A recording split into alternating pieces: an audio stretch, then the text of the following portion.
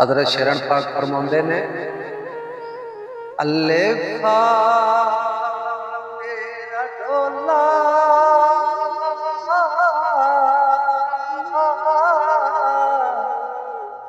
अल्ले खा मेरा डोला साथे औसो कदाने तकता थके नैन निमाणे कदी भी तयसी हो कोले